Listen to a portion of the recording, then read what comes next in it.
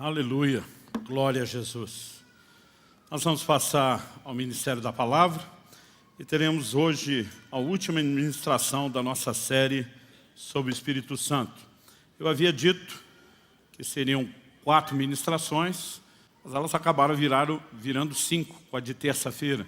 Se você não pôde participar, na última terça-feira tivemos uma outra ministração falando sobre o batismo no Espírito Santo. Todas essas mensagens estão à disposição, Você pode acessar o site da Alcance Curitiba e através do site, acessar esse conteúdo que está disponível lá no YouTube. Mesmo você que já assistiu às ministrações, nossa expectativa é que você possa processar um pouco mais, não apenas as informações, mas meditar no assunto, orar a respeito, se permitir ser trabalhado num nível mais profundo de convicção e de resposta para Deus. Então, no primeiro domingo nós falamos sobre o ministério do Espírito Santo, a obra do Espírito, e como a nova aliança é rotulada pelo apóstolo Paulo em 2 Coríntios 3 de um ministério do Espírito, o que mostra a proeminência do seu trabalho, executando o plano do Pai, a obra disponibilizada por Jesus, cuja missão final é nos transformar na imagem de Cristo. Mas até que chegue lá, nós vimos que ele começa o trabalho do arrependimento, da fé, do novo nascimento, da santificação, da capacitação para o serviço. No segundo domingo, destacamos a interação com o Espírito Santo, falando a respeito de quando a Bíblia diz não apagueis o Espírito, que o não apagar não é sua pessoa, é a sua obra, e que, obviamente, aquilo que ele fará em nós, seu ministério, é comparado a um fogo. Se alimentado, aumenta, se pouco alimentado, diminui, se não for alimentado, ele se extingue. Na semana passada, nós falamos sobre o selo do Espírito. E mostramos que o selo, que está relacionado com a ideia de garantia de continuidade do que Deus começou, não é uma experiência cronológica vivida meramente na conversão, quando recebemos a habitação do Espírito em nós, no batismo no Espírito Santo, quando somos revestidos de poder, o que é uma segunda e distinta experiência do que acontece na conversão. Também vimos que não está relacionado a algum tipo de experiência com Ele que se coloque numa linha cronológica do tempo. Nós mostramos que o selo está relacionado à ideia bíblica de um relacionamento, de comunhão com o Espírito Santo. E quando falamos da comunhão, nós aprofundamos a ideia de interação, mostrando que não é apenas interagir a uma força, a uma energia, mas é o relacionar-se com uma pessoa que deseja nos dirigir. E deixamos, depois de falar na terça-feira sobre o batismo no Espírito Santo, deixamos para esse último domingo de setembro o conceito bíblico de como, em termos práticos, eu e você podemos ser guiados pelo Espírito Santo. Eu quero que você abra a sua Bíblia, por gentileza, comigo, no Evangelho de João, no capítulo 16, e nós vamos ler juntos o versículo 13. Evangelho de João, capítulo 16, verso 13. O texto sagrado diz: porém, quando vier o Espírito da verdade, Ele os guiará em toda a verdade. Ele não falará por si mesmo, mas dirá tudo o que ouvir e anunciará a vocês as coisas que estão para acontecer. O Senhor Jesus, quando se refere ao Espírito Santo, o chama não apenas de Consolador, mas também o chama de o Espírito da verdade. E ele afirma: Ele os guiará a toda a verdade. Você pode repetir essa frase comigo? Diga: Ele os guiará. Mas do que só repetir, vou pedir para você falar para o vizinho aí do lado, primeiro o de um lado, depois do outro, para não fazer acepção de pessoas, Para não ficar aquela coisa de por que escolheu um e não eu. Então você fala para os dois aí, fala assim: Ele os guiará. Vamos lá, só mais uma vez com mais empolgação: Ele os guiará. Então, nosso Senhor diz que o Espírito nos guiaria em toda a verdade. Ele não falaria de si mesmo, mas diria o que ouvir. Ele é aquele que coloca em execução o plano do Pai. O mistério bíblico da Trindade, um só Deus em 3 pessoas, nos mostra que aquilo que Deus planejou e foi executado por Jesus, ele tem sido aplicado de maneira prática pelo Espírito Santo. E é Ele que nos guiaria. Em outro momento, Jesus diz: o Espírito Santo fará lembrar o que eu tenho dito. Parte do propósito do ministério do Espírito da verdade é nos fazer entender, compreender e nos guiar na palavra de Deus. Mas ele também falou a respeito do Espírito Santo mexer em assuntos que o próprio Jesus não tinha tocado. Ele diz: Ele anunciará as coisas que hão de acontecer. Então essa liderança do Espírito Santo ela é bem abrangente. E quando eu olho para um texto como esse, eu preciso, no meu coração, esperar que haja de fato esse guia na minha, na sua vida, na vida de cada um dos discípulos de Jesus. Em Romanos, no capítulo 8, no versículo 14, o apóstolo Paulo também diz: pois os que são guiados pelo Espírito de Deus são filhos de Deus. Você pode repetir comigo? Diga: guiados pelo Espírito de Deus. Bom, há duas palavras distintas que foram usadas. Na primeira, no texto de João 16:13, nas palavras de Jesus, a palavra traduzida como o Espírito os guiará em toda a verdade é a palavra grega odegeu. Ela significa ser um guia, né? Seguir os passos de alguém, guiar, ser guia ou professor, dar orientação a. Mas em Romanos, no capítulo 8, no verso 14, quando Paulo diz que os que são guiados pelo Espírito de Deus são filhos de Deus, ele usa uma palavra diferente, a palavra grega ago. E um dos seus significados, além de ser guiado, obviamente, é ser tomado pela mão e conduzido até o destino final. Eu particularmente gosto dessa ideia, desse conceito. E aliás, quando você olha o uso que foi feito dessa palavra em vários outros textos do Novo Testamento, ele de fato carrega essa ideia. Por exemplo, em Lucas 18:40, quando Jesus está passando por Jericó, e a Bíblia fala de um cego que clama por intervenção e cura de Jesus, o texto diz assim: então parou Jesus e mandou que lhe trouxessem. A palavra trouxessem ali é ago. Ou seja, aquele homem está limitado pela visão, mas alguém precisaria tomá-lo pela mão e guiá-lo até onde Jesus estava.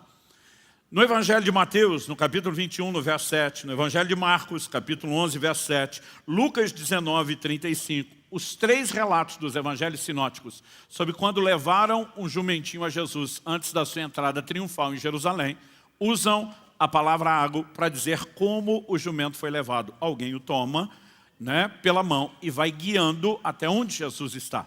Por que eu particularmente gosto muito dessa ideia? Porque muitos cristãos pensam no conceito de ser guiado apenas como se num momento ou outro da nossa vida a gente precisasse de direcionamento profético. E a liderança do Espírito Santo, embora envolva isso, é maior do que isso. Eu me lembro quando garoto, e chegou o momento onde eu fui matriculado no que antigamente a gente chamava da primeira série, né? Era o início do ensino fundamental. Hoje isso é o equivalente ao que eles chamam do segundo ano. Mas eu lembro que eu deixei a pré-escola, que era uma escola mais perto de casa, e me matriculei numa outra escola que na minha cabeça de criança parecia ser uns 5 quilômetros de casa. Eu fiquei chocado quando depois de adulto eu fiz a medição da quilometragem no carro e não deu 1 quilômetro, deu uns 950 metros. Mas parecia um lugar muito longe. E eu estava assustado não só com a distância, como criança ali aos 7 anos de idade, mas com o fato de ser um caminho novo, de serem outros colegas, eu estava apavorado. E no primeiro dia de aula, meu pai decidiu que iria me acompanhar justamente por ver o meu estado. Ele me pegou pela mão, dentro de casa, saiu comigo. Não apenas atravessou o portão, ele caminhou até a escola sem largar da minha mão.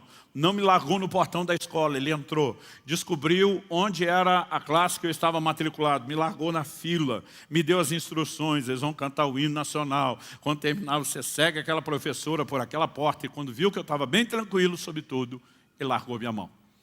E eu fico imaginando que a missão do Espírito Santo é algo parecido com isso. Desde o dia da conversão, ele te toma pela mão.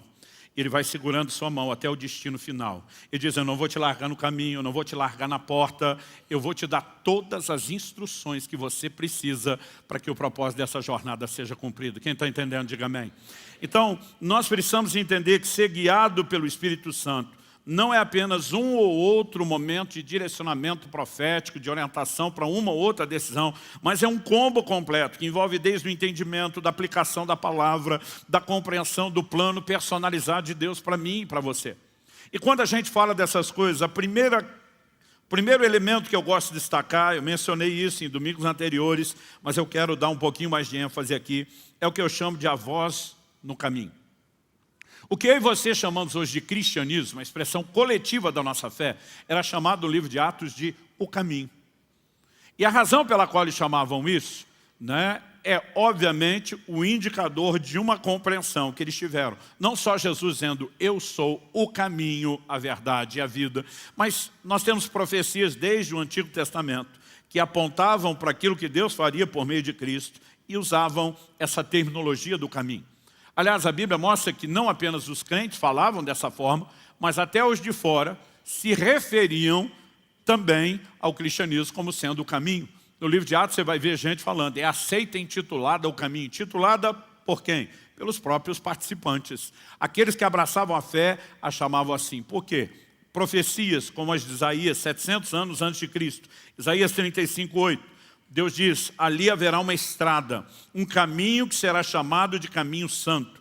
Os impuros não passarão por ele, pois será somente para o povo de Deus. Diga comigo, caminho santo. Agora diga comigo, somente para o povo de Deus. Depois o texto continua e diz, quem passar por esse caminho, mesmo que seja um tolo, e essa expressão também merece a nossa atenção, não se perderá. Quando eu olho para essa declaração, eu enxergo aqui claramente o indicativo de um plano claro que Deus tinha. Né? Em outras versões a gente haverá ali uma estrada, né? Uma estrada chamada de caminho santo.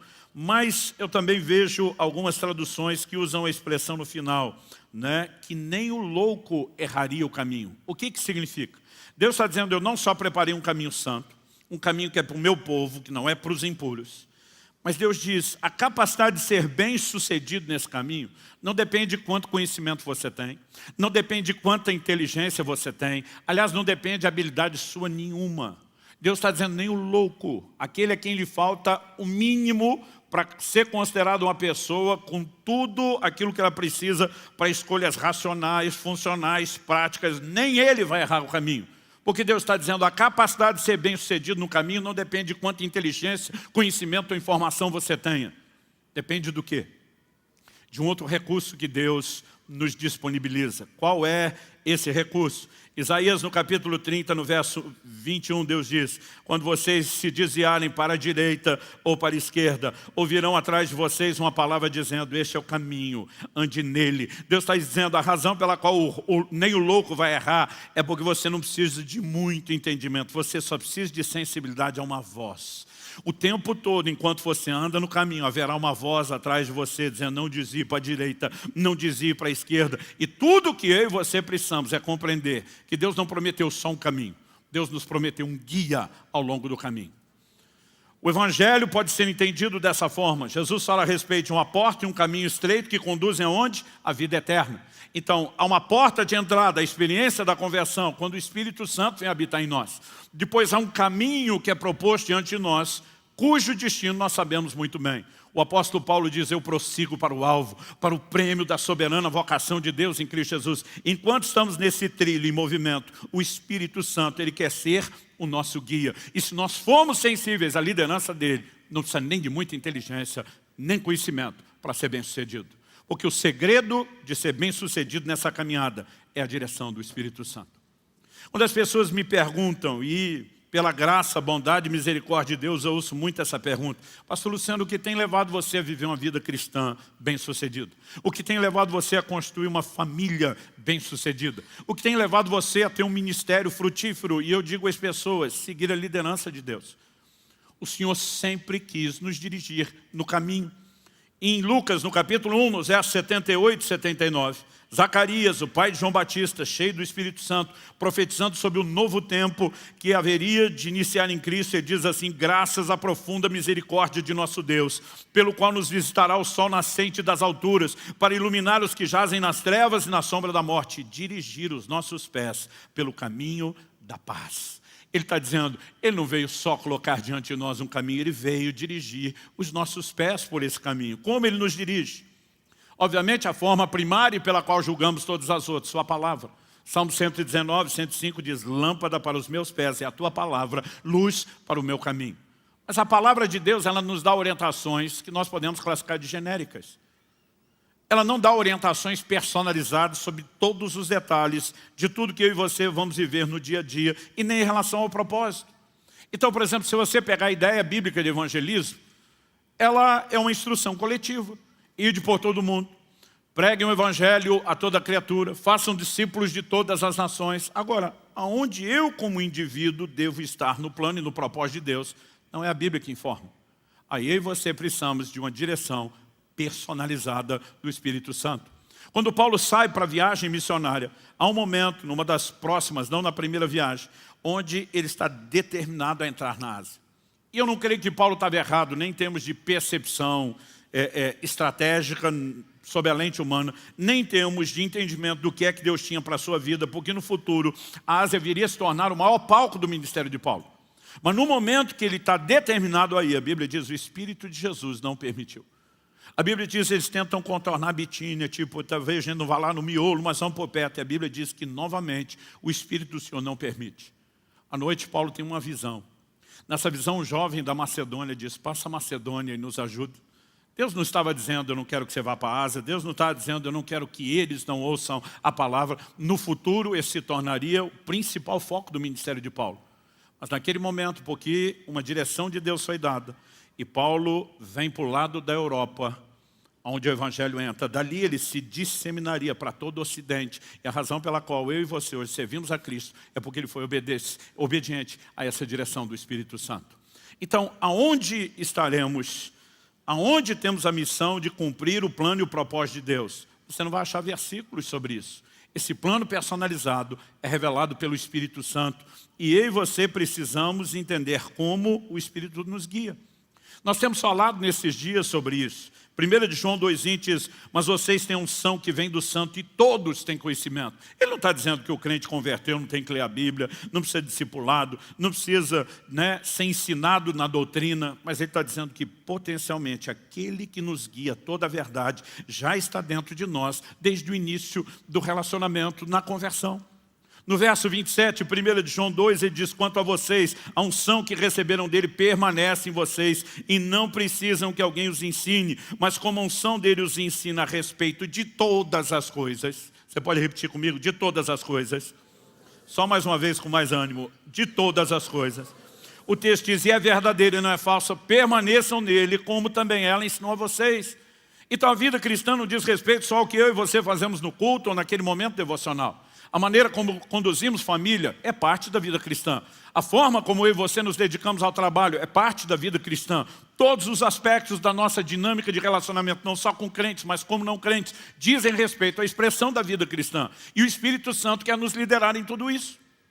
Há algumas coisas que ele não precisa necessariamente falar. Então a Bíblia diz que o marido tem que amar sua esposa, a esposa deve submeter ao marido, os pais devem instruir os filhos no caminho do Senhor, não provocá-los a ira, mas os filhos devem aos pais não só submissão, mas honra, e tem coisas que já estão claras. Mas há detalhes de questões que nós vamos viver no dia a dia, que nós vamos precisar da orientação do Espírito Santo de uma forma bem personalizada. E há outros, quando mesmo que o caminho da palavra já esteja claro, e eu e você começamos a desviar para a direita ou para a esquerda, atrás de nós ele vai dizer, não é por aí não. E eu e você precisamos entender como se constitui de forma prática a liderança do Espírito Santo. Então, em segundo lugar, eu quero trabalhar aqui a ideia, uma pergunta, como Deus deseja guiar seus filhos. Eu quero que você me acompanhe numa declaração do Salmo 32, versos 8 e 9. Verso 8 diz, eu o instruirei e lhe ensinarei o caminho que você deve seguir, e sob as minhas vistas lhe darei conselho. Detalhe provérbio, instruir, eu instruirei. Verbo ensinar, eu ensinarei. E darei conselho, aconselharei. Depois de falar isso no verso 9, Deus diz assim, não sejam como o cavalo ou a mula, que não tem entendimento, que são dominados com freios e cabrestos, do contrário, não obedecem você. Então, primeiro Deus diz, eu quero te instruir, te ensinar e te dar conselhos. Mas Deus está dizendo, se você prestar atenção nos verbos que eu estou usando, você vai entender a dinâmica da instrução. Então ele diz, não seja como o cavalo ou a mula, que sem um cabresto não se deixa ser controlado. Deus está dizendo, eu quero guiar. Traduzindo, orientar você. Eu não quero dominar você. Eu não quero arrastar você. Eu não quero empurrar você para algum lugar específico. E muitas pessoas estão tentando acreditar numa definição de soberania de Deus, de Ele faz o que quer, eu não tenho que fazer nada, Ele não me guia, Ele me arrasta, Ele me obriga. E a dinâmica não é essa, nunca foi essa. Estamos destacando desde o primeiro domingo a necessidade de uma interação. E por que temos que interagir? Porque Deus está nos convidando não apenas a dar uma resposta, mas Ele está dizendo que eu e você precisamos de sensibilidade nesse processo. Ele não vai impor, Ele não vem dominando, embora ele espera ser Senhor. Ele espera de mim e de você a rendição. Em Hebreus, no capítulo 3, no verso 15, nós lemos, como se diz, se hoje ouvirem a sua voz, não endureçam o coração, como foi na rebelião. Ele está dizendo, quando eu começar a instrução, quando eu começar o ensino, quando eu começar a dar conselhos, não endureça seu coração. Então ele está dizendo que você pode endurecer a ponto de não ouvi-lo, de não obedecê-lo e de interromper completamente o processo. Logo depois, em Hebreus 4:7, nós temos a repetição. De novo determina certo dia, hoje, falando por Davi muito tempo depois, segundo antes tinha sido declarado, hoje, se ouvirem a sua voz, não endureçam o coração. Nós precisamos entender a liderança do Espírito Santo e como ela se manifesta de uma forma suave, gentil, delicada e que requer de mim e de você interação para com Ele. Essa ideia da liderança de Deus, para mim particularmente, tem sido uma revelação muito forte desde o início da minha caminhada com Deus. O convite que Kelly e eu fizemos no nosso casamento tinha um versículo. E o versículo era o Salmo 48:14. Este é Deus, o nosso Deus para todo sempre. Ele será nosso guia até a morte. Nós constituímos família com entendimento. Nós precisamos de um guia. E daqui um mês e pouquinho vamos completar 28 anos de casados. O que tem feito o nosso casamento funcionar, além da determinação de andar na palavra escrita, tem sido a liderança do Espírito Santo.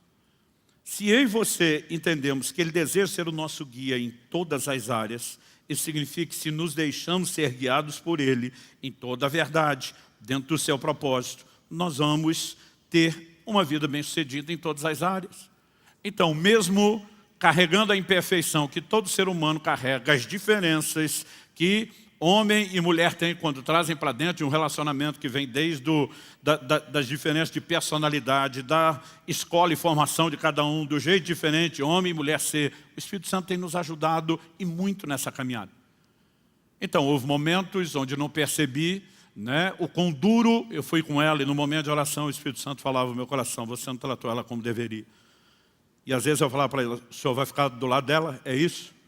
Porque muitas vezes não podemos endurecer o coração, mas de repente você começa a pensar, peraí, Ele quer ser o nosso guia. Ele está interessado no melhor de todos nós. Quando as pessoas perguntam, pastor, como esse casamento funcionou? Como os filhos foram bem criados? A minha resposta é sempre, Ele é o nosso guia. Além de decidirmos andar em obediência a tudo aquilo que Ele falou na palavra, nós precisamos da liderança do Espírito Santo dia após dia, detalhe após detalhe. Às vezes são questões que de repente não parecem importantes. Eu me lembro de uma ocasião, a Lissa aliás, está aqui ela hoje, Lissa Caleb. Muito bom receber a visita de vocês. Eu lembro que a Alissa, já na fase adulta, eu orando por ela, ela tinha falado de um dilema, de uma decisão que tinha que tomar. Eu vi que o coração dela estava apertado, mas já na fase adulta, eu ensinando ela sobre fazer as suas escolhas. E eu falei, não vou entrar demais no processo. Mas estava orando por ela todo dia. E um dia o Espírito Santo falou para mim, você não deveria orar apenas pela sua filha, você deveria orar com ela. Eu falei, qual a diferença de orar por ela e com ela? Eu estou orando para o Senhor. O Senhor disse, eu vou fazer o que você está pedindo. E eu vou dar o direcionamento a ela. Mas ela precisa saber que você prestou atenção no pedido de ajuda dela e que você se importa. Eu falei, uau, não pensei nisso. E eu fui lá e falei, filha, desde que você abriu o coração, estou orando por você todos os dias. Mas como eu não te dei nenhum feedback, eu senti que você precisava saber que eu não estou apenas orando por você. Eu vim orar com você. E naquele momento ela começa a chorar e diz, pai, eu precisava ouvir isso. Outro dia alguém disse, pastor, quem é que vai entender as mulheres? Nem elas se entendem. O Espírito Santo. Ele pode nos ajudar em questões que nós não fazemos ideia. E quando eu olho ao longo da nossa caminhada, antes de ir pregar a primeira vez em Santa Bárbara do Oeste, a cidade onde a Kelly se criou, onde ela a primeira vez me viu pregar, olhou para mim e fez uma amarração gospel. Ela falou, vou casar com ele. O Espírito Santo me disse duas coisas que você precisa saber antes de ir para essa cidade. Primeiro, eu vou usá-las de uma forma especial para chacoalhar várias igrejas, não só essa onde você está indo. Ele disse, segundo, a mulher que vai te acompanhar ao longo de todo o seu ministério está te esperando lá. E quando nós pegamos um versículo como esse, ele será nosso guia, é porque a gente começou a perceber a importância dessa liderança. O Israel estava para completar 12 anos de idade, uma criança ainda. E a primeira vez que ele encontra a Priscila, minha nora, e conversa com ela, eu agarro no braço da Kelly e falo para ela, eu não sei te explicar, esses dois vão casar. Ela falou, como é que é? Eu falei, eu não sei te explicar. Eu posso registrar isso em cartório. Eu sei, dentro de mim, com toda a convicção, há um testemunho do Espírito Santo. Eles vão casar. Nunca falei nada para eles. Não quisemos influenciar a escolha, só contamos depois de casados. Mas estão casados. Em fevereiro do ano passado, Deus montou a peça que faltava do quebra-cabeça. Chega de bullying. Você já entrou na família. Estava orando pela lista, num desses jejuns, dizendo, Senhor, eu quero saber quem é a pessoa com quem minha filha vai casar. A escolha é dela, não é minha. Quem pode interferir é o Senhor, não sou eu. Mas se eu souber quem é, fica mais fácil entregar de bom grado, de bom coração, abençoar. E eu falei, o Senhor criou a jurisprudência, o Senhor abriu o precedente. Quando falou da minha nora, agora eu quero saber meu genro. Eu não tinha ciúme da nora, eu tenho ciúme é do genro. É da filha, né? E orando por isso, eu tive uma experiência. Eu me lembro do dia em que Caleb conversando comigo numa academia, que tinha acompanhado, né, o pai dele estava comigo, ia pregar na igreja deles à noite. O Espírito Santo falou comigo, esse é o seu genro, vai casar com a sua filha. Eles nunca tinham se visto, nunca tinham se falado, não se conheciam. E também não contei nada para eles, só depois do casamento do cartório, quando saíram, eu falei, deixa eu contar uma história para vocês. Né? Agora, a gente tem visto a liderança de Deus na nossa família. Em todas as coisas, tudo aquilo que eu procuro fazer, eu tenho prestado atenção na liderança do Espírito Santo. Mas as pessoas dizem, ok, pastor, nós sabemos que ele lidera, nós sabemos que funciona, mas como isso acontece? E aí eu e você precisamos entender a dinâmica prática de não só que é uma instrução gentil, que o meu e o seu coração tem que ter sensibilidade, mas exatamente como isso se processa. Então me permita gastar uns minutos, voltando 35 anos atrás, meus 15 anos de idade, eu recém-cheio do Espírito Santo, batizado no Espírito Santo, fui impactado, porque um homem de Deus me deu uma palavra profética que revelou segredos do meu coração. Eu não me lembro, né, de ter recebido profecias antes, meus pais dizem, quando eu era pequeno, falavam sobre meu ministério, mas eu não lembro. A primeira que eu lembro, eu tinha 15 anos de idade. E esse homem de Deus virou minha vida ao avesso. Falou dos segredos do meu coração, de coisas que estavam acontecendo na minha casa, né, de alguns dilemas que meu próprio pai estava enfrentando. E falou disso com detalhes. A partir desse dia, minha percepção do relacionamento com Deus mudou. Até então eu imaginava Deus relacionando com a gente de forma genérica, no geral, com a massa. A partir daquele dia eu falei, peraí, Deus me enxerga no meio da massa. Deus não apenas entende o que eu estou passando, meus dramas, meus dilemas. Ele revela planos e propósitos. Ele trata conosco como indivíduos. Há um relacionamento pessoal. Ele sabe coisas sobre sua vida que nem você sabe. A Bíblia diz que ele sabe quantos fios de cabelo tem na sua cabeça. Eu não sei o que ele vai fazer com essa informação, mas ele sabe. E está certo na cabeça de alguns de nós, é mais fácil de contar do que na de outros. Mas ele sabe. E nós precisamos entender um Deus que tem essa dinâmica de uma interação pessoal. Aquilo foi uma revolução. Mudou o meu relacionamento com Deus. E eu estou tão empolgado com essa nova descoberta que aos 15 anos de idade eu começo a pensar, se cada crente descobrisse o que eu descobri, a vida deles com Deus ia mudar como a minha mudou. E aí eu começo a pensar, por que é que eles ainda não descobriram? E eu brinco até hoje, que no auge da sabedoria dos 15 anos de idade eu descobri o que faltava para a igreja de Jesus na terra. Pensei, profecia. Falei, se eu descobrir isso com uma palavra profética, que os outros estão precisando é de profecia. Mal sabia eu que em algumas tribos de Israel, a profecia, além de estar comendo solto, estava uma bagunça. Eu, porque vim de um meio que não tinha muito contato, imaginei, deve estar faltando isso. E quando eu deduzi que faltava isso, eu pensei, por que é que está faltando? E aí eu pensei, não deve ser má vontade de Deus, ele é o maior interessado em que a obra dele funcione aqui na terra. Falei, então o problema não deve estar no emissor, deve estar nos receptores do sinal. Eu falei, deve estar faltando profeta. E eu me candidatei. Falei para Deus, eu quero te ajudar a resolver o seu problema. Eu quero ser um profeta. Até hoje, quando as pessoas perguntam, pastor, como foi seu chamado? Eu brinco, citando a brincadeira de outro pregador que eu vi, ele dizendo, até hoje estou tentando entender se foi Deus que me chamou ou eu que me ofereci. Porque eu me candidatei. Falei, eu quero te ajudar. E aí eu não entendia nada de profecia. Falei, como é que eu vou ajudar? Fui falar com o profeta, que me deu aquela palavra que mudou minha vida. Eu já tinha visto ele em ação várias vezes depois disso, operando nos dons de uma maneira impressionante. Eu cresci num ambiente onde as pessoas não davam muita ênfase ao ensino dos dons, e eu brinco que a igreja quase sugeria que o Espírito Santo tinha sido sepultado junto com o último dos apóstolos, porque dizia tudo aquilo que você lê no livro de Atos é só para aquela época, acabou, não tem mais nada disso para hoje. Então no início eu tinha muita reserva, mas além da forma como Deus usou na minha vida, eu vi Deus usar ele de uma maneira tão precisa, tão clara na vida de tanta gente, que eu lembro que eu cheguei para ele num dia e falei, olha, quando você diz, Deus me disse, eu já nem duvido mais, porque no início eu duvidava muito. Aí eu falei, mas eu queria te pedir uma ajuda. Aí ele falou, o que você quer? Eu falei, me ensina as manhas do negócio. Eu também quero profetizar que nem você, mas não sei como é que isso funciona. Me dá o caminho das pedras. E eu comecei a disparar um monte de perguntas. Como é a voz de Deus? É voz de homem? É voz de mulher? É sempre a mesma voz? Como quando alguém te liga, você já reconhece, né? E à medida que eu ia perguntando, ele ria. Hoje eu também tenho vontade de rir das perguntas que eu fazia. Mas eram honestas, eu queria entender, porque eu falei, eu preciso disso. E de repente ele olha para mim e falou, Luciano, calma, vamos devagar. Ele falou, para começo de conversa, eu não ouço Deus com o meu ouvido. Eu falei, se você não ouve com o ouvido, você ouve com o quê, criatura?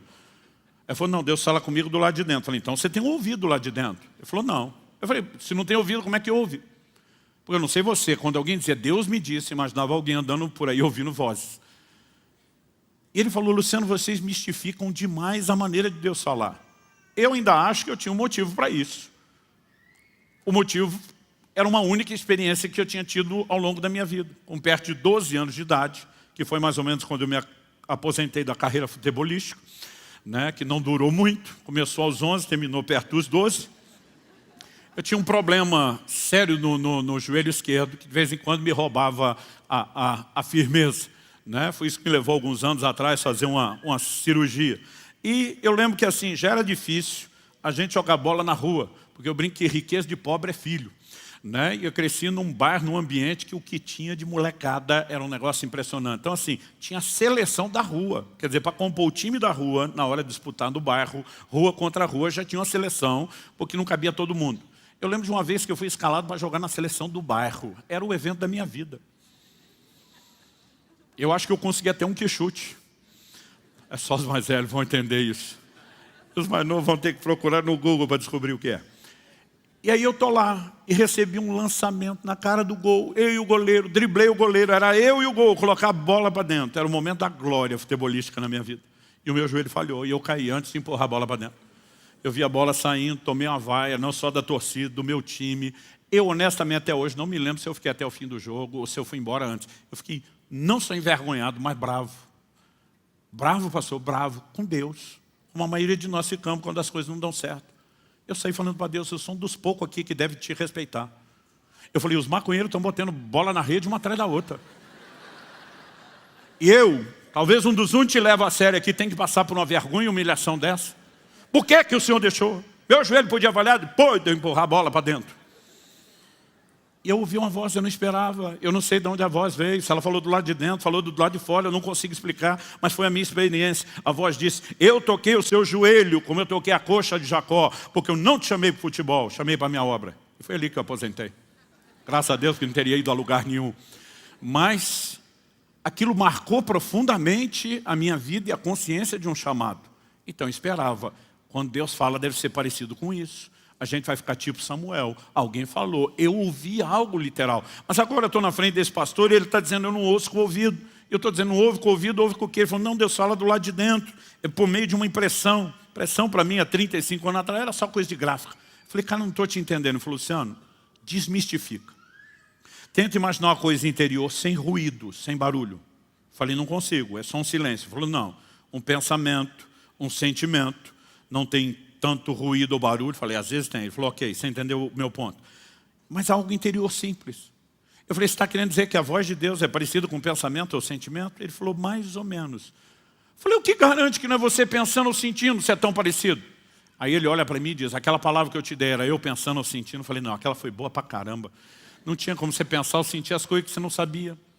Ele olha para mim e falou, deixa eu tentar te ajudar a entender como isso acontece do lado de dentro. E ele me fez uma pergunta e deu uma orientação que me ajudaria por resto da vida. E acredito que foi um dos conselhos mais importantes que eu recebi na minha vida. Ele disse, você tem certeza da sua salvação? Eu falei, tenho. Ele falou, se você saísse pela porta da igreja agora e uma jamanta carregada te atropelasse, fizesse picadinho de você, eu lembro que ele foi bem dramático. Você tem certeza que é para o céu? Eu falei, na hora.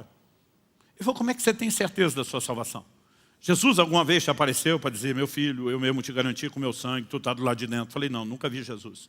Foi, mas talvez um anjo te apareceu, uma cópia autenticada do livro da vida, dizendo, número de protocolo tal, apresenta lá na entrada, né? Vai dar tudo certo. Falei, também não. Ele falou, você nunca viu Jesus nem anjo? Não. Mas pelo menos viu o céu para onde você vai? Falei, também nunca vi o céu. Ele falou, você nunca viu nada? Falei, nada. Mas pelo menos ouviu uma voz de trombeta anunciando o seu nome, que você está rolado no céu. Falei, também não. Ele falou, então você nunca viu nem ouviu nada? Falei, não. Ele falou, como é que você sabe que é salvo? E a resposta que eu dou até hoje. Eu sei, porque sei, porque sei. Se fosse hoje, talvez teria dito como é que eu sei, não sei, só sei que eu sei, porque eu sabia que eu sabia que eu sabia, eu só não sabia como é que eu sabia, mas que eu sabia. Era muito sabimento, sabeção. Eu sabia com tudo que alguém pode saber, que eu era salvo.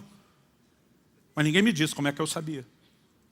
Então nesse dia ele falou, eu vou te explicar qual é a fonte da sua sapiência. Só para mostrar que eu aprendi a palavra certa, que não tem sabeção nem sabimento.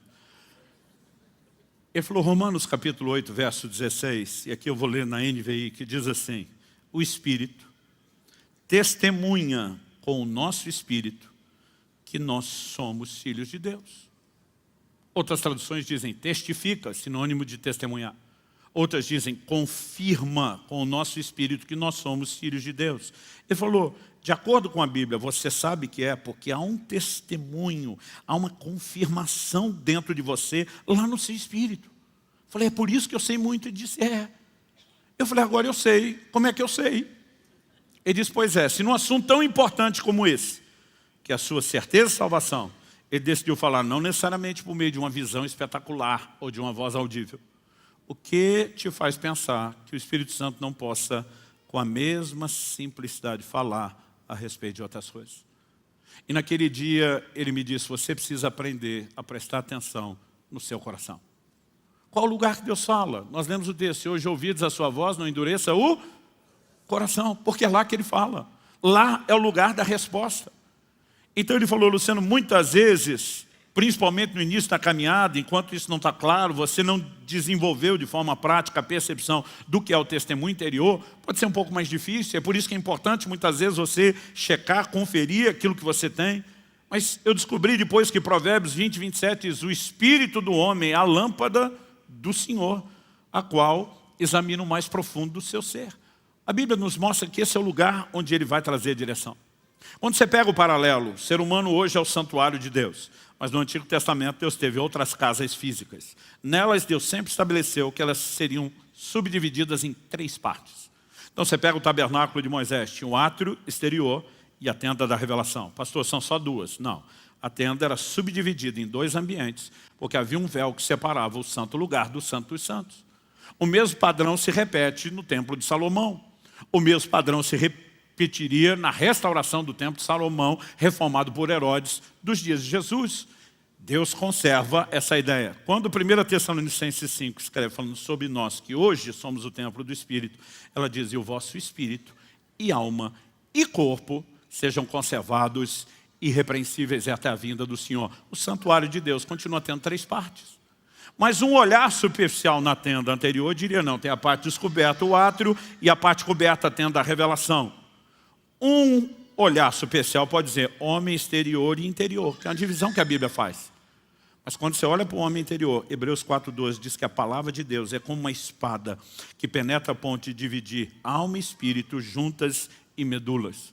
Se juntas e medulas não são a mesma coisa, embora estejam juntas e possam ser separadas, presume-se pela mesma lógica que espírito e alma não é a mesma coisa, embora estão juntos, mas podem ser separados. Isso significa o quê? Qual é o lugar onde Deus falava aqui, na tipologia que Ele está construindo antes de revelar a casa que seríamos nós, o Santo dos Santos? Êxodo capítulo 25, verso 22, Deus fala sobre onde estaria a arca, o propiciatório, que era a tampa da arca, no Santo dos Santos. E Deus diz, ali virei a ti e falarei contigo. Assim também, quando você olha o paralelo, há um lugar onde Deus manifesta sua voz, traz direção. É no espírito do homem. Quem está entendendo, diga amém. Agora, isso não precisa ser necessariamente uma voz espetacular. Não quer dizer que nós não podemos ser promovidos a experiências espetaculares. Mas nós precisamos entender a natureza simples do testemunho interior. Quando a gente pensa em Jesus, a gente acha que os milagres que Ele fez como Deus. A gente acha que tudo o que Ele teve e viveu foi como Deus. Eu, quando lia que Jesus jejuou 40 dias, pensava, ele é Deus? Para ele é fácil. Quase como se não fosse para a gente. Então, o que a gente precisa entender é a dinâmica de que Jesus, subsistindo na forma de Deus, ele se esvazia, ele decide, não em essência e identidade, mas em termos de atributos sim, ele decide viver nessa terra como ser humano. E como ser humano, ele foi cheio do Espírito, guiado pelo Espírito, fluiu nos dons e no poder do Espírito Santo, da mesma forma como se espera que eu e você vivamos. E a Bíblia diz que o Espírito Santo guiou ao deserto. Ele está vivendo a liderança do Espírito. Olha o que diz Marcos capítulo 2, de 6 a 8. Trouxeram um paralítico, colocaram diante de Jesus. Jesus diz, perdoados são os seus pecados. Olha a sequência. Alguns escribas estavam sentados ali e pensavam em seu coração, como ele se atreve a falar assim? Isso é blasfêmia. Quem pode perdoar pecados a não ser um que é Deus? A Bíblia diz, e Jesus, percebendo imediatamente em seu espírito que eles assim pensavam, disse-lhes, por que vocês estão pensando essas coisas em seu coração? Percebendo imediatamente em seu espírito. Jesus, como homem, no seu espírito tem uma percepção. Obviamente, ela é oriunda do Espírito Santo, mas mostra qual era o lugar onde o Espírito Santo falava com Jesus, enquanto homem, no seu espírito. Muitas vezes, ministrando, eu tenho esse tipo de experiência. De repente, entra um nível de percepção que você sabe que não é seu, que vem de Deus. E de repente, seu espírito vira um radar. E às vezes você começa a captar, inclusive pensamentos de incredulidade e acusação de pessoas. Como a gente pode entrar nesse lugar de percepção? É o lugar onde Deus fala. Agora, eu acho que o problema é de fato o que aquele pastor me disse. A maioria das pessoas mistificam a forma do Espírito Santo falar. Outro dia um falou comigo, para mim, pastor, eu nunca ouvi o Espírito Santo na minha vida e é estranho ouvir vocês falar isso. Falei, nunca? Você tem um treino todo culto. Ele, como assim? Falei, quando chega a hora da oferta, duas vozes falam dentro de você. Uma diz, dá nada não. A outra diz, dá sim. Uma às vezes diz, se for dada essa nota menorzinha aí na carteira, outra diz, não, pula e pega maior. Falei, considerando que o amado não seja um esquizofrênico no mais alto grau de dupla personalidade, eu falei, com quem que você está discutindo? Falei, mesmo presumindo que uma das vozes seja a sua, e não é difícil saber qual é a sua, seu avarento. Falei para ele. Eu falei, de quem outra voz está mandando você dar? Aí ele querendo ser vazio, falou, será que é do diabo? Falei, só se ele converteu, para querer você investindo no reino de Deus. Agora, se não é você com vontade, se não é algo que o diabo te sugeriria, quem que está falando dentro de você? Ele, eu nunca pensei nisso. Falei, pois deveria, porque é mais simples do que você acha. Então, imagina um crente chegou numa roda de conversa, lá no trabalho ou na escola, e a turma está contando piada. Não tem nenhum problema você ser engraçado, nem ser divertido. Aliás, eu sou do time dos gaiatos, que gosta de rir e se divertir. Mas daqui a pouco, no meio de tudo aquilo, alguém começa a botar uma piada suja, o outro empolga, também põe, o outro também põe. E o problema da piada suja é só a sujeira. Não significa que elas são sem graça. A menos que você esteja firmemente consciente dos seus valores, você pode até rir de algumas delas, mais do que riria de umas que não são tão sujas.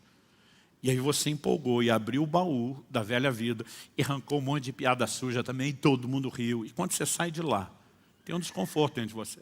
Você não teve uma visão espetacular, você não ouviu uma voz audível, mas tudo dentro de você sugere, esse não é o seu lugar, e você não deveria ter comido esse lixo. Quem que está fazendo isso com você? O Espírito Santo. Aí você chegou numa outra roda de conversa, agora não é o ambiente dos ímpios profanos, agora são os irmãos em Cristo, porém carnais, daqueles que a língua é bifurcada, que o veneno corre no canto da boca, e que se uniram para falar mal de um crente que não está presente. E você se uniu com eles, e usou a língua como um chicote, e bateu. E daqui a pouco você sai dali e tem um desconforto dentro de você. Alguma coisa dizendo, você não deveria ter falado do seu irmão dessa forma.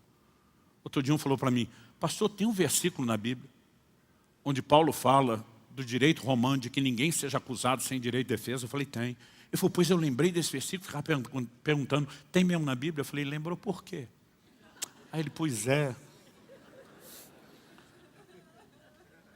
Eu vi que ele ficou envergonhado e insistir, lembrou por quê? Ele falou, não, a gente estava falando mal de um outro irmão, que não estava presente para se defender. Quando eu saí do nada, lembrei desse versículo. Ele falou, a mente da gente prega perto. Eu falei, sua mente? O Espírito Santo que nos faz lembrar aquilo que Jesus falou. Não é tão complexo quanto parece. Agora vamos falar de um outro tipo de crente. Não é o que está rindo das piadas né, suja lá dos ímpios, nem o que juntou com a roda dos crentes da língua bifurcada. É aquele que busca a Deus. Ele está lá no quarto, está tendo seu tempo de oração, buscando a Deus. Chega aquele momento que ele está quebrantado, ele fala para Jesus, eu estou facinho, pode pedir o que quiser. Aí vem algo dentro dele, então perdoa fulano. Aí fala, fulano não. Outro dia eu falei com o Espírito Santo não fala com você, com quem que você discute? Eu falei, os crentes devem ser as criaturas mais loucas que existem no mundo, porque vive discutindo com ninguém. Só que você passou tempo demais na oração, e agora você sente que você já não está com a mesma força, e algo está te vencendo, aquela queda de braço, começa a assistir, perdoa. Eu digo, não quero perdoar, perdoa. E você diz, posso até perdoar, mas vai ter que vir rastejando, se humilhando. Aí você quer botar as condições. E algo dentro de você começa, lembra de quantos bons momentos você e fulano já tiveram? E algo começa a quebrar dentro de você aos poucos. A hora que você vê, você está chorando, você diz, tá bom, eu perdoo em nome de Jesus. E algo vem e lava a sua alma. Quem fez isso com você? O Espírito Santo. Um dia eu estava dando uma aula sobre a liderança do Espírito Santo. Tínhamos um intervalo. Quando parou para o intervalo, uma pessoa me procura. E ele falou, pastor, eu tenho uma teoria. Eu falei, compartilhe. Eu gosto de colher as pérolas de sabedoria do povo. Ele falou, pastor, que Deus fala, indiscutível, na perspectiva bíblica. Jesus falou, minhas ovelhas ouvem minha voz. Falei, ok. E ele falou, pastor, mas eu não ouço Deus falar. E eu não posso dizer que ele mentiu, porque ele não mente. Falei, então eu tenho uma teoria. Falei, qual? Ele falou, no reino natural não tem gente surda que não ouve? Falei, sim. Ele falou, eu acho que eu sofro de surdez espiritual. Então não é que Deus não fala, mas eu não ouço. Eu te garanto que eu não ouço. A hora que ele está falando isso, o Espírito Santo fala comigo. Não foi uma visão extraordinária, não foi uma voz audível. Mas o testemunho interior vem com nitidez, clareza. Pergunta para ele, quantas noites já faz que ele vem acordando às 3 da manhã em ponto? E eu parei e falei, desculpa, eu tenho que te fazer uma pergunta que pode te parecer que não tem a ver com o assunto, mas eu vou te mostrar que tem. Quantas noites já faz que você vem acordando às 3 da manhã em ponto? Quando eu falei isso, ele arregalou os olhos. Como é que o senhor sabe disso? Eu falei, só me fala quantas noites. Ele falou, não sei te dizer quantas. Está acontecendo já várias noites. Eu falei, descreva o que acontece. Ele falou, pastor, toda madrugada eu estou acordando às 3 da manhã. Não é 2h59, não é 3h01, 3 em ponto. Ele falou, mas eu nunca acordo de madrugada. Ele falou, eu posso beber um tanque d'água antes de dormir, nem para ir no banheiro, eu levanto, meu sono é profundo, nunca me aconteceu. Eu falei, todo dia você está acordando às 3? Sim. Falei, descreve o que acontece. Eu abro o olho no relógio. Falei, ok, o que mais? O que você sente? Falei, pastor, eu sinto vontade de orar. Falei, o que é que você faz? Falei, pastor, isso não é hora de orar, eu viro para o lado e durmo. Falei, meu querido, seu problema não é surdez espiritual. Seu problema é estupidez espiritual. Ele, como é que é? Falei, estupidez. Eu falei, tu não tem nem cara que gosta de orar. Porque quem gosta não perde um convite desse. Não acorda nunca. Agora, de repente, começa a acordar toda a madrugada. Isso aconteceu uma vez. 2. Agora, toda a madrugada por tantos dias. E você não parou para pensar que Deus está te chamando. Quando eu falei isso, ele fez uma cara diferente e falou, sabe que o senhor falando assim... O problema é que as pessoas estão esperando algo que é muito mais místico. E Deus está dizendo, eu não quero te arrastar, eu não quero te tratar como cavalo ou como uma mula, eu não quero botar cabresto em você. O que eu espero é sensibilidade ao meu convite. Quem está entendendo? Tive uma experiência extraordinária com Deus no final do último jejum agora. Acordei de madrugada para ir no banheiro. Eu estava com tanto sono que parecia um zumbi. Eu, quando volto para o quarto, pensei, está perigoso eu dormir em pé. Eu lembro que eu pensei isso. Quando encostar a cabeça no travesseiro, não dá 3 segundos, eu apaguei. Se eu não dormir antes de chegar lá. Quando encostei a cabeça no travesseiro, algo dentro de mim disse, por que você não ora um pouco? Pergunta, sou eu? Não. Eu quero dormir, eu não gosto que ninguém me acorde quando eu estou dormindo. É o diabo? Não. Ele não ia me chamar para orar. Você não precisa de um profundo discernimento ou inteligência. A Bíblia diz, nem o louco errará o caminho. Quem está entendendo? Numa hora dessa, eu simplesmente paro e disse, quem sugeriria isso? E eu pensei, ele, eu vou. E mesmo que não haja empolgação nisso, é quando você entra, é quando você responde, é quando começa a interação. E de repente aquele quarto foi tomado pela presença dele. E ele começa a falar comigo de uma forma tão extraordinária que eu nunca tinha experimentado. Agora a pergunta é, e se eu faço como o outro da estupidez espiritual? Eu falo, agora não é hora de orar, é hora de dormir. Simplesmente a experiência foi abortada. Quem está entendendo? Então nós precisamos entender isso. Além de Jesus, vamos falar do testemunho interior. Atos 27, de 9 a 11. A Bíblia diz assim, depois de muito tempo, tendo se tornado a navegação perigosa e já passado o tempo do dia do jejum, Paulo os aconselhou dizendo, senhores, vejo que, apesar do verbo ver, esse vejo que aqui é um antevejo, percebo, concluo, ou como o crente gosta de ser, estou sentindo, que a viagem vai ser trabalhosa, com dano e muito prejuízo, não só da carga e do navio, mas também da nossa vida. Porém, o centurião dava mais crédito ao piloto e ao mestre do navio do que ao que Paulo dizia. Quando Paulo está dizendo vejo que, ele não está dizendo que ele teve uma visão literal, mas tem algo incomodando Paulo. Ele chama o centurião e diz, presta atenção, vai dar ruim. O centurião fala, isso é a opinião de um preso. Deixa eu falar com quem entende. Ele vai com o piloto. E aí? Não, a navegação está perigosa, mas não para nós. Não para o nosso navio. Não para a nossa expertise e habilidade. Já enfrentamos coisa pior, pode ficar tranquilo. Ele vai falar com o mestre, outra tradução diz o dono do navio, quem tem mais a perder. O cara diz que aposto tudo que eu tenho nisso. Bora, não tem motivo de parar. Ele olha para o Paulo que só acha e diz, vou ficar com os experts. Qual o resultado disso? O navio naufragou. Mas quando está na iminência de naufragar, em Atos 27, 21, Paulo se levanta, o texto diz assim, havendo todos estado muito tempo sem comer, Paulo pondo-se em pé no meio deles diz, senhores, na verdade era preciso terem me atendido e não partir de Creta para evitar esse dano e perda. O crente tem a mania de quando as coisas dão ruim, dizer assim, Deus provavelmente tinha um propósito. O fato de que em alguns momentos ele pode de fato ter um propósito, não significa que toda situação ele tenha. Às vezes nós só estamos colhendo o fruto da nossa insensatez, da nossa falta de sensibilidade aos avisos dele. E muitas vezes nós pagamos um preço caro porque não vimos isso. Então Paulo está dizendo, era só ter me ouvido. Eu brinco que ele faz aqui o papel da mulher no casamento. Eu falei, eu te disse.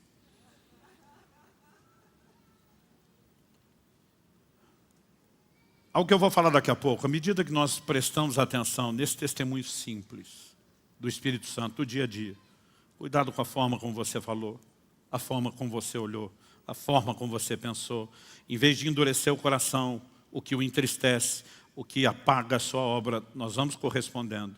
É inevitável que a gente seja promovido a experiências maiores, além do fato de que você vai desenvolvendo sensibilidade e percepção.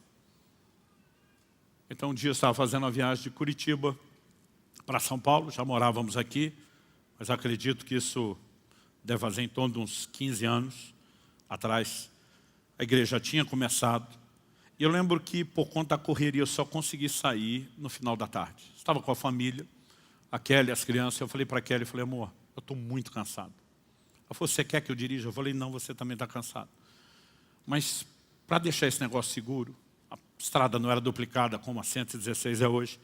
Eu falei, principalmente nessa parte de serra, eu vou ter a paciência de andar atrás de um caminhão. Esses caminhoneiros conhecem tudo, buraco, radar, né? Então, falei, eu vou ficar uma distância de segurança, eu vou seguir esse camarada aqui sem me preocupar com nada, não vai requerer de mim muita atenção e eu vou aliviar um pouco o negócio. Só que vai diminuir o ritmo da nossa viagem. Ela, tudo bem, nós estamos andando atrás do caminhão, já faz não sei quanto tempo. De repente vem algo no meu espírito. Não foi uma visão espetacular, nem uma voz audível. Sai de trás desse caminhão. A nossa primeira reação é, hã? Tipo assim, o que é isso? É um pensamento? É uma ideia? Porque a natureza do testemunho interior é simples. Mas eu prestei atenção naquilo e estou tentando entender. Eu ouvi isso mesmo? E aí aquilo repete. Só que a segunda vez veio com força, veio contundente. Saia de trás desse caminhão agora. Eu só olhei os retrovisores, chequei que não vinha ninguém atrás, fui freando, pegando distância do caminhão, liguei a seta e troquei de faixa. Foi o tempo de eu trocar de faixa. O caminhão freia, mas freia assim de arrastar as rodas. Ele freou tão brusco, que se eu tivesse atrás eu tinha batido nele, mas não só batido. Como ele freou muito brusco, apesar de eu ainda estar freando na outra faixa, ele freou mais do que eu acabei ultrapassando ele. antes de ultrapassar, deu tempo de eu ver por que ele freou. Eu vi o corpo de uma pessoa saindo debaixo do caminhão. Um ciclista tinha acabado de ser atropelado. Como o eixo e o rodar do caminhão era alto, não tocou o corpo. Mas se eu estivesse atrás, quem tinha atropelado era eu. Aí se você não ouve aquilo e acontece, você vai dizer que Deus tinha um propósito.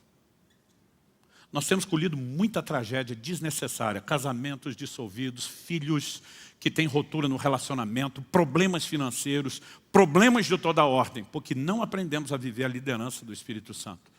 E muitas dessas coisas podem ser evitadas. Quem está entendendo, diga amém. Então, a gente leu lá atrás o Salmo 32, 8 e 9, que eu vou repetir. Ele diz o seguinte, quando eu falei sobre Deus nos guiar com uma instrução gentil e não no controle do cabresto, Salmo 32, 8 e 9 diz, eu instruirei ele, ensinarei o caminho que você deve seguir, sob as minhas vistas lhe darei conselho. Na sequência ele diz, não sejam como o cavalo ou a mula que não tem entendimento, que são dominados com freios e cabrestos, do contrário não obedecem você. Agora olha o versículo seguinte, o 10. Muitos são os sofrimentos do ímpio, mas o que confia no Senhor, a misericórdia o secará. Deus não está dizendo com isso, que está olhando para o ímpio e dizer, vou me vingar de tu, mas você confiou em mim, eu vou te beneficiar. Deus está dizendo, eu quero instruir. Você é ímpio que não me ouve, infelizmente vai pagar o preço de não ouvir a instrução. Não vai escapar de coisas que se me ouvisse, poderia escapar. Mas ele diz, você que decidiu me ouvir, a misericórdia vai cercar você, de maneira que você não viva os danos que o ímpio está experimentando, o tipo de sofrimento. Então Deus não está simplesmente dizendo, eu amo mais esse do que aquele. Ele está dizendo, o que eu ofereci, esse desprezou, você pode ser beneficiado. O problema é que muitas vezes a gente está do lado do justo, com um comportamento de ímpio, um coração duro. E se eu e você entendemos a simplicidade do testemunho interior e começarmos a prestar atenção nisso, eu lembro naquela primeira orientação que eu tive aos 15 anos de idade, eu consegui relacionar a instrução do testemunho interior com algo que eu ouvi em casa do meu pai. Meu pai falava muito, tenho paz para isso, não sinto paz. Um dia eu falei, o que é esse trem de ter paz ou não ter paz? Ele falou, Colossenses 3,15, seja a paz de Deus, o árbitro, o juiz no seu coração. Tem um juiz ali para te ajudar a tomar decisões. E esse juiz pode manifestar o pronunciamento dele por ter paz, por você experimentar paz ou não experimentar paz. Meu pai dava um outro exemplo para isso, dizia, eu sinto um sinal vermelho. Ele estava usando a alegoria do farol, não é hora de avançar. Eu sinto um sinal verde, é hora de seguir. E eu comecei a entender essas coisas que ele falava, com aquelas outras que me foram ensinadas, e até hoje. Há momentos onde eu tomo decisões importantes, simplesmente pelo fato de ter ou não ter paz. Principalmente em momentos onde a sua mente quer te convencer de algo diferente. Você começa a perceber o como é importante prestar atenção nisso. Hoje eu olho para trás. São 35 anos de vida no Espírito. E uma das coisas que eu mais agradeço a Deus, alguém me ensinou a respeito da liderança do Espírito Santo. É lógico que quanto mais eu e você prestamos atenção, praticamos, nos exercitamos, vai ficando mais fácil. Há momentos onde você fica assim, é Deus ou não é Deus? E às vezes eu falo para Deus, eu não duvido do Senhor, duvido de mim, da minha capacidade de te ouvir. Se eu tiver certeza que é o Senhor, eu vou que nem um louco. Mas tem coisas que não faz o menor sentido você achar que é da sua cabeça e não testar. Então um dia eu entro no escritório de casa para pegar um papel, um documento. A hora que eu estou entrando, me vem um impulso dentro de mim. Liga para fulano.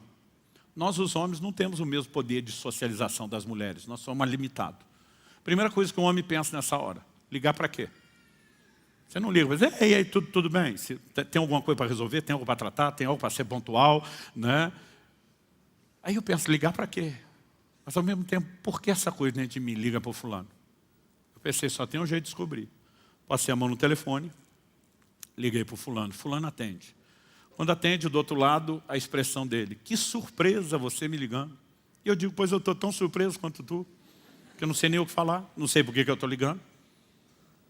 Só que na hora que eu digo isso, e ainda não sei o que falar, aquele testemunho interior vem de novo. Pergunta para ele se ele acabou de fazer uma oração pedindo por uma provisão de 3 mil reais. Aí eu falei, por acaso antes de eu ligar você tinha feito uma oração a Deus, pedindo uma provisão específica de 3 mil reais? Primeiro silêncio. Depois de um bom tempo de silêncio, uma voz emocionada disse, eu tinha acabado de orar quando o telefone tocou. Pensei, Deus me usou para ligar e dizer que ouviu a mensagem. Aí o testemunho interior vem, pega a conta dele e transfere. Primeira coisa que eu penso, pediu para tu, não para mim, o que é que eu tenho a ver com isso? Sério? Falar para você que eu não fiquei confuso? Mas eu penso, eu não tinha como saber essas coisas, não tinha como dar tão certo, tem que ser ele. Falei, me passa seus dados bancários que eu vou transferir. Ele do outro lado pergunta, o que é que você tem a ver com isso? Falei, estava pensando a mesma coisa aqui. Aí eu falei, agora me responde uma coisa, eu tinha como saber o que é que você orou? Aqui em outro estado, não. Eu tinha como saber a hora que você orou para te ligar logo depois? Não. Eu tinha como saber o valor? Ele falou, não. Falei, a mesma fonte de informação me mandou pedir seus dados. Você quer se rebelar contra ela? Ele falou, anota aí. Um dia eu estou contando isso engraçadinho. Liga para mim também. Aí deixou a bola quicando. Falei, vai orar como ele. E você precisamos entender. Há momentos que eu só tenho um jeito de descobrir. É o testemunho interior ou não? Vamos checar, vamos conferir. Mas eu acho insano as pessoas dizerem, não, não vou conferir porque pode não ser. Mas e se for? Não é melhor você trocar de faixa e não acontecer nada e descobrir depois do que não era, do que ficar esperando para ver se vai ter um problema?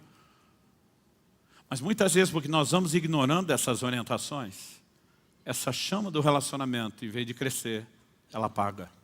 Porque alguém que não é ouvido o tempo todo se entristece e se afasta. Quem está entendendo? Agora, quanto mais eu e você ouvimos, há uma tendência que a gente progrida. Então me deixe terminar com uma história que eu oro a Deus que provoque sua fé e o seu coração. Ao longo dos anos, eu tenho entendido a importância de corresponder com a liderança do Espírito Santo.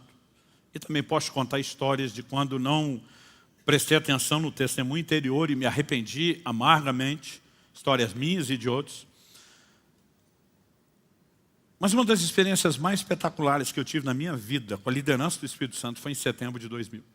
Perdi uma carteira, tinha que fazer uma viagem, não achei a carteira em lugar nenhum, revirei em casa, que ele me ajudou, fui na igreja, porque eu lembrava de ter ido o dia anterior, que era o domingo, na igreja com a carteira, procurar nada. Acordei um irmão que a gente tinha jantado na casa dele, para ver se estava lá, nada. Foi me dando desespero, porque sem a carteira eu não podia viajar. Em algum momento falei, Deus, me mostra onde está essa carteira, mas me mostra tipo assim, eu só imaginava que ele podia me ajudar a lembrar. E quando eu estou orando, me mostra, me aconteceu uma coisa que raramente me acontece. Eu tive uma visão. De vez em quando eu tenho uns vislumbres, mas aquilo foi uma visão.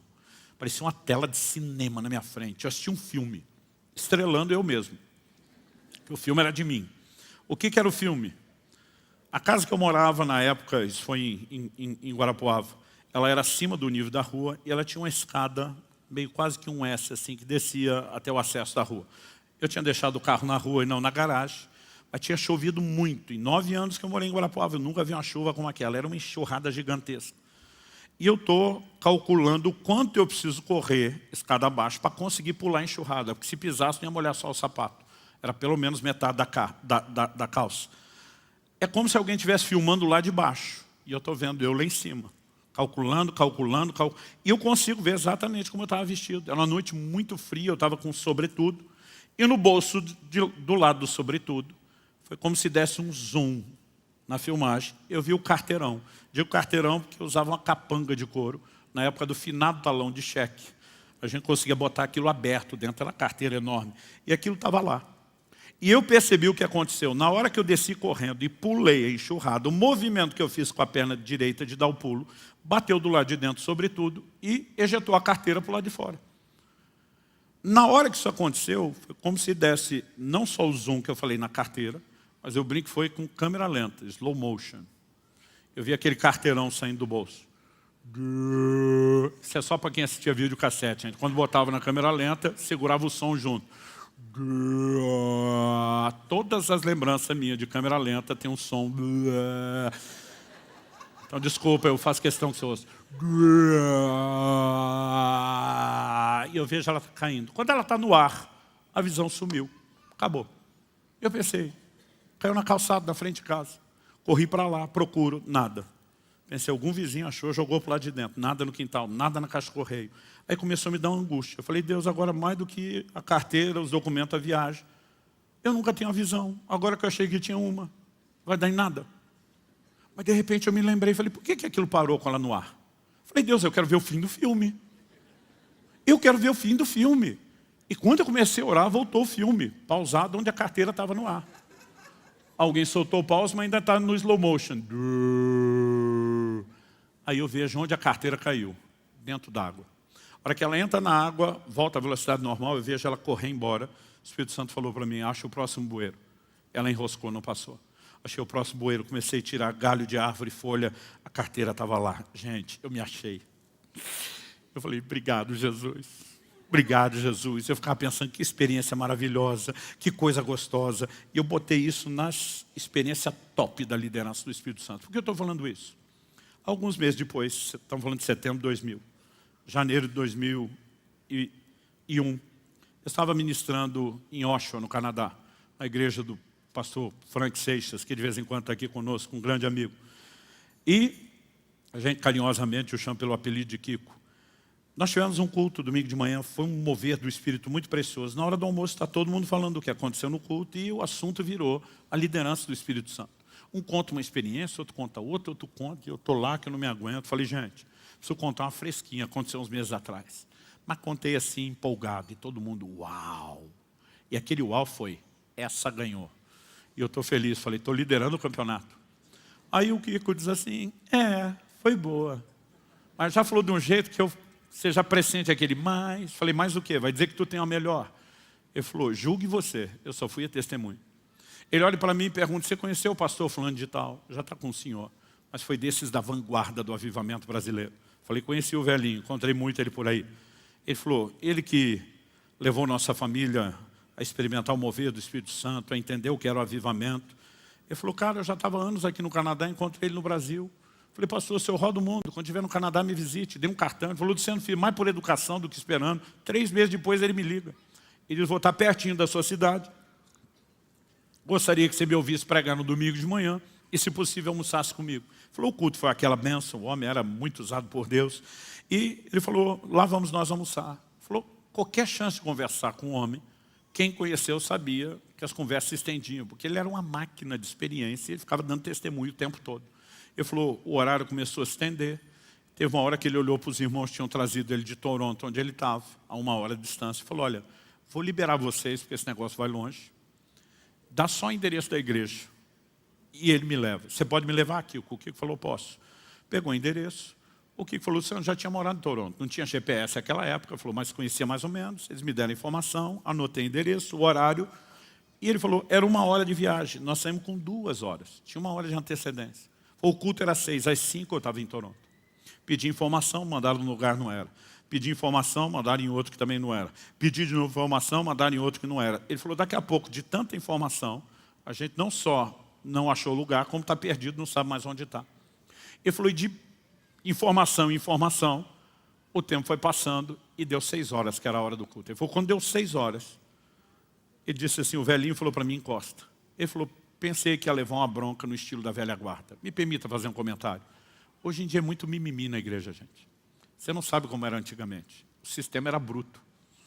Diácono da igreja pegava pela orelha para levar para o pai. As pessoas hoje reclamam que alguém não sorriu. Eu fico pensando, tu nunca levou cascudo na cabeça? A gente, quando criança, levava dos outros. Comporta, menino, bom, você não sabia nem de onde veio. Então, quando eu falo uma bronca no estilo da velha guarda, você não tem noção. O sistema era bruto, era opressivo. Ele falou que já estava preocupado, mas o homem só fez uma oração. Qual foi a oração?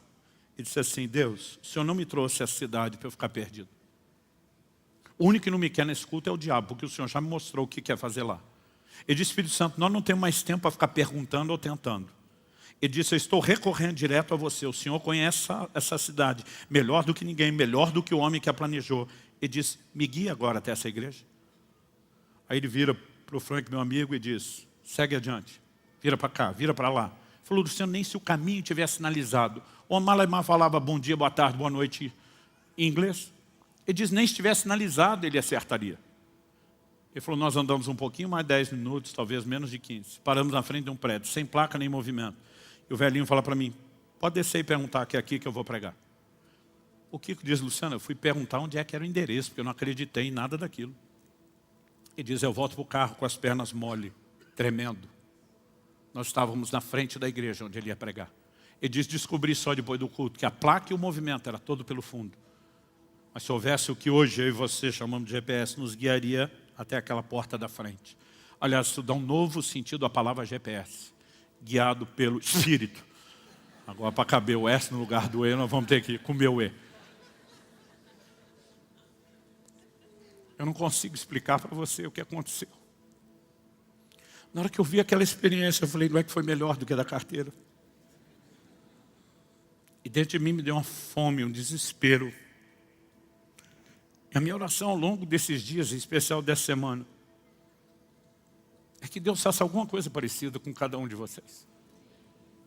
Algo dentro de mim parecia gritar, você precisa conhecer melhor o Espírito Santo, você precisa conhecer melhor o Espírito Santo. E eu não aguentei ficar naquela mesa, eu pedi licença, eu saí, eu corri para o quarto da casa que eu estava hospedado. E eu lembro de cair de joelhos. Eu não falava, eu gritava, era um desespero dentro de mim, uma vontade de arrancar os cabelos. Tem coisa que você se arrepende, o tempo vai resolver esse problema, você não precisa adiantar. Mas ali chorando eu dizia, Espírito Santo, eu preciso te conhecer. Eu falei, aquela foi bem melhor que a da carteira. Outro dia alguém falou, pastor, o senhor está competindo com os outros? Eu falei, com os outros não. Com a minha própria mediocridade, sim. Cada vez que eu vejo que alguém entrou mais no rio de Deus, eu digo, isso é um sinal de que tem mais para cada um de nós.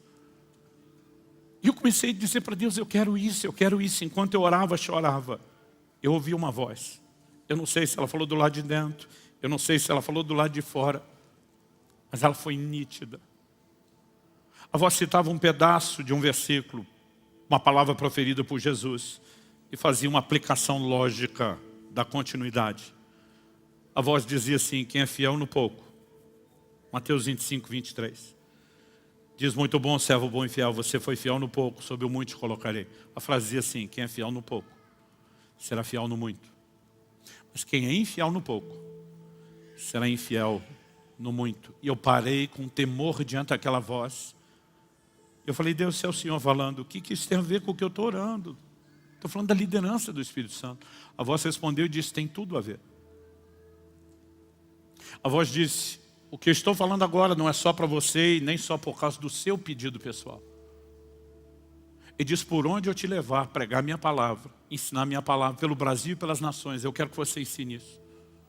O Senhor diz, quem está impedindo o grande mover do meu Espírito na terra não é o diabo, como você julga, são vocês. É a falta de resposta de vocês ao meu Espírito. O Senhor me disse, diga ao meu povo que enquanto eles não aprenderem a serem fiéis nos pequenos impulsos do meu Espírito no dia a dia, no testemunho interior das pequenas coisas, eles não têm direito de esperar por experiências maiores. Porque quem não é fiel no pouco, não vai ser no muito. Mas todo exercício de fidelidade na liderança simples do Espírito Santo levará a experiências maiores. Quem está entendendo? E algo começou a fazer sentido. Ezequiel 20, de 1 a 3, o povo vem consultar o Senhor diante do profeta Ezequiel. É o ápice da apostasia da nação de Israel. E quando eles vêm para consultar o Senhor, Deus diz, fala para eles que eu não tenho nada para falar com eles. Porque tudo que me consultaram antes não me obedeceram, por que é que eu vou falar alguma coisa agora? Essa é uma lógica ao longo da Bíblia. Deus diz para Abraão, sai da tua terra, da tua parentela, vai para um lugar que eu vou te mostrar. Ele obedece a Deus em quase tudo. Mas tem um sobrinho órfão, que pensa, o pobrezinho está sem pai, eu preciso fazer algo. E ele decide levar junto, ele não desliga de toda a parentela. Enquanto Abraão, de forma benevolente, está carregando Ló, Deus nunca mais falou nada de coisa nenhuma. Porque a lógica é, por que é que Deus vai dar uma direção nova quando você não obedeceu o que ele já deu? No dia em que Abraão decide separar de Ló, a Bíblia diz, o Senhor se manifesta e volta a trazer direcionamento.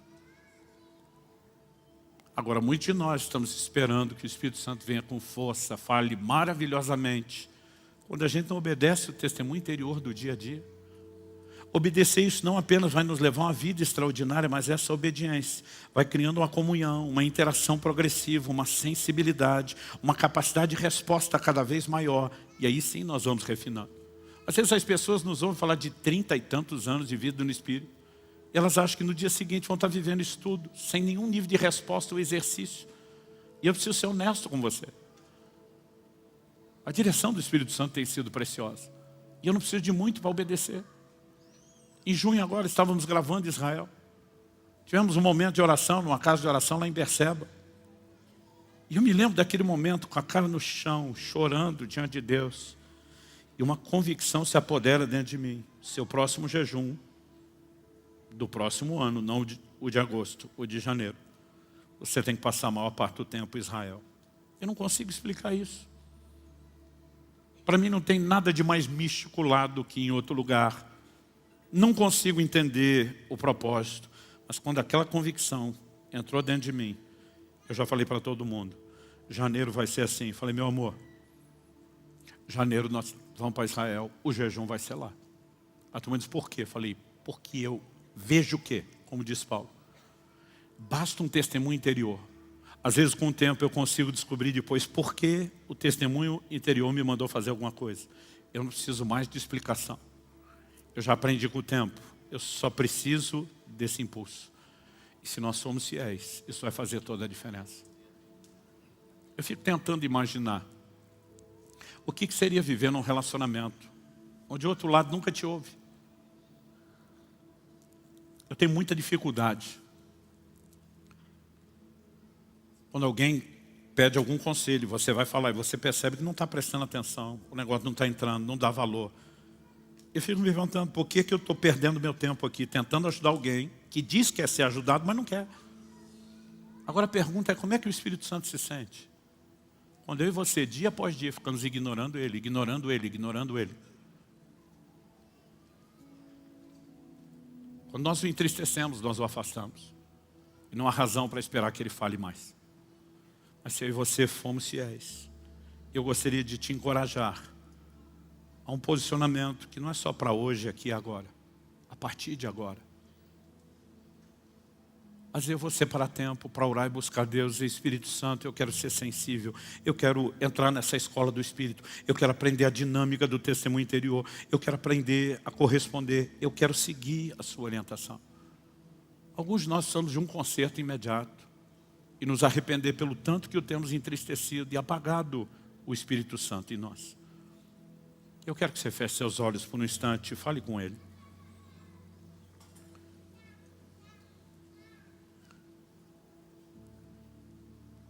Meu Deus, foram 4 semanas procurando trazer fundamentação bíblica, testemunhos, orientação prática.